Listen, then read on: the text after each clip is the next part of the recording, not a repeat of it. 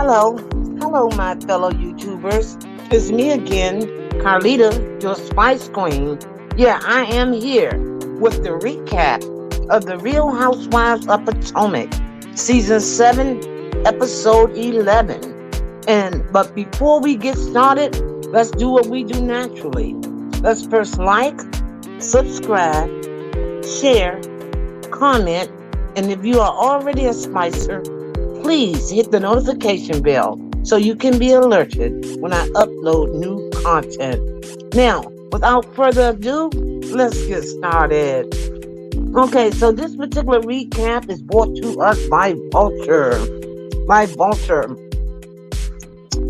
And it is authored by Shamira Abram on December the 18th, 2022. And it reads like this. The Real Housewives of Potomac recap. Mic check.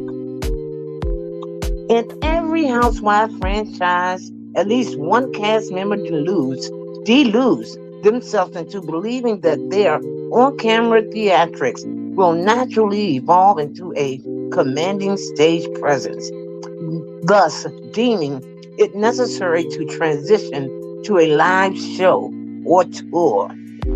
Countess Luann has her notorious cabaret flanked by all the show tune enthusiasts of the Upper East Side. Nene Leakes and Joe Gorga had their short-lived stand-up tours. There are endless housewives castaways who make their revenue by endlessly podcasting about the Bravo Empire long after the checks stop being cut. Look at you, Teddy Mellencamp and Brandy Glenville. Potomac is finally wading into these waters with Giselle and Robin hosting their first live show for their podcast, Reasonably Shady, might I add. That's the name of it. And this is the author, I admittedly haven't delved into their podcast much.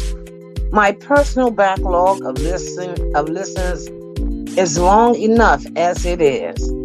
But they have apparently reached 1 million downloads, which I'm sure has generated a few advertising dollars. Leaping into a live event, however, is a bit of a different animal. As someone who has been a guest on and worked on podcast series, even having worked on a script or two myself, there's a lot of space to self-edit, shape, and correct post-recordings. And even then, the best podcasts are those that have a film structure going into the studio so that it can be tightly produced. If you are used to just letting it shoot from the hip, that can often lead to an awkward and dead moment in a live environment. So it truly comes as no surprise that previous success notwithstanding, Giselle and Robin seem to be lost in the weeds on that stage in Silver Spring. Let's do this. Moving on. And it reads on. Right, never mind that they couldn't fill up the venue and that there were minor AV issues to kick off the program. Their warm-up comic did not seem to know their names. Their special moments were about their warm-up moments were about exciting as a tax bill. Who cares to see Ashley Darby doing the Dougie terribly on stage when we are barraged with it in our apps on a daily basis? Why has Juan come on if you guys will not lean into drama, their lack of wedding date? People care to hear for. Okay, we're not even interested. Robin claims they profited $14,000 after a $10,000 investment in the event. The same budget for Candace parking lot music video for Drive Back. And the math does not add up. Perhaps all of Karen's petty note taking can explain how all of those figures work out. Maybe there was a silent auction of Giselle's old helmet wigs that we didn't see. It particularly doesn't seem to make sense that the event was such a success when they had enough space to film a lengthy scene as the event was seemingly still letting out. Giselle had finally decided to stop playing the sidelines after her beef with the Basses and jump back into trying to create discord for television by focusing on the dynamic between Mia and Jacqueline. In an earlier meetup with Karen, Giselle gets the grand dame a buzz by letting her know that Mia implied that she bought Jacqueline Porsche, that they were showering together, and that Mia revealed that she and Jacqueline have shared each other's spoils previously. When Karen later aligns with Mia to debrief her, she reveals that they used to play doctor in their younger years, whatever that means. Karen's face of astonishment mirrored mine when Mia revealed that she took a flashlight to Jacqueline's yoni. Oh my God. Do what you want to do. It's a free world. But hold on, let me move up. But what is going on here? That's the question. The more important reveals is that Mia and G had some throuple situations going on with Pete's girlfriend, which harkens back to Wendy saying that Peter told her that they were doing some snake stuff with his girlfriend, and he didn't care for it. That makes it clear that the fight back in Miami was personal. And it reads on. After the podcasting event, however, Giselle corners Jacqueline with Charisse to squeeze out more information. Let's remember that it's truly none of her business. Candace, who would not be caught dead supporting an event with Giselle, Brian named on it. I'm sorry, Candace, who would not be caught dead supporting an event with Giselle Brian name on it, is seemingly busy filming her vague non-answer, particularly regarding whether Mia sponsors her or whether they share Gordon. Here's the thing. I have my fair share of friends who I have my fair share of friends in open situations or who have been exes and remain friends. Nothing is unusual. Being extra catty and ambiguous about it, however, makes the conversation uncomfortable and gives someone like Giselle something to gnaw on until drama inevitably falls out.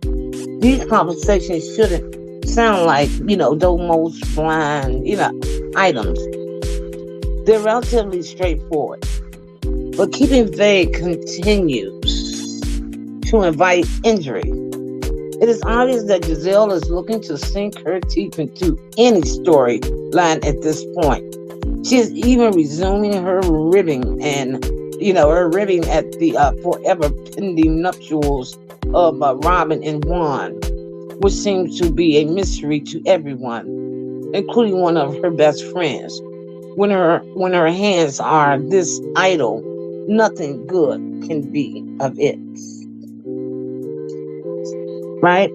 Next week, Mia confronts Karen during her live show for sharing her romantic history with Thomas unsolicited.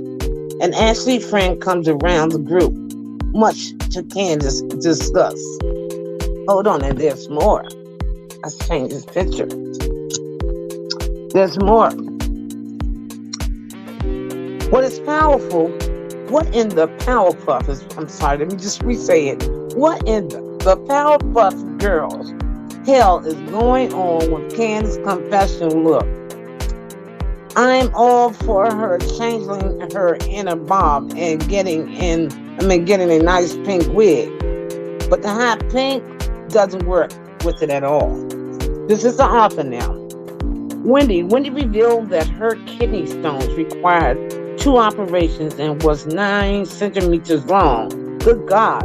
I genuinely don't know how she was going about her day to day for so long with that kind of calcification happening in her system. She had to be living off of Tylenol for months. I don't know who in production is convinced that we are investing in the ins and outs of Robin's and Juan's situation. But we need way fewer scenes dedicated to this prenup. The question is fairly simple. Will they sign it or not? Both both of them seem to be talking around Juan's issue with infidelity, even though that is clearly a sticking, point for Robin. If we are not going to get more depth about the, actual cracks in their union, that keep them from moving forward, then I would just like the cameras to focus somewhere else. That would be nice. Now, a similar note applies to Ashley. The house drama is tired, especially since I believe she still lives in the Alexandria penthouse. So, we know the foregone conclusion of all of this house hunting. Now, then there's Sharice. Sharice showed up to the podcast taping in one of Candace's signature napkins, True Brand Synergy. So that is the end. That is the end of that, and that was a lot. It tells a lot. And I hope it was informative to you all. I've been really, really busy lately. Busy doing, other stuff. But I said, you know what? I had to get down and for my peoples and give you all a little update, a little recap of the Sunday episode. I did look at it, but I did not take very many notes. And I thought this particular article was true to what I saw. So again, as I said, I hope it was informative. And please, I will see you in my next episode. I want to show you what I did.